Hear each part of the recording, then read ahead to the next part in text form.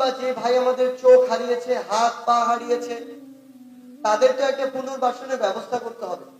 যারা 5ই আগস্টের পূর্বে শহীদ হয়েছে, 18 জুলাই, 19 জুলাই, 20 জুলাই, তাদের কিন্তু অনেকেরই ডেথ সার্টিফিকেট নাই। তাদেরকে বরং দাফন করাই কষ্ট হয়েছে। ওই টাইমে খুনি হাসিনা তার দোসর এবং প্রশাসনকে ব্যবহার করে বরং ওই মানুষগুলোকে দাফন দেওয়ার জন্য বিভিন্নভাবে ওই কাজও বাধাগ্রস্ত করেছেন। এটাই সত্যি কথা। হসপিটালে গিয়ে আমাদের আহত যোদ্ধারা চিকিৎসা পায়নি, হসপিটালের ভিতরে গিয়ে ছাত্রলীগ যুবলীগ হামলা করেছে। এটাই সত্যি কথা। আমাদের চোখের সামনে ঢাকা মেডিকেলের ইমার্জেন্সিতে গুলি চালানো হয়েছে।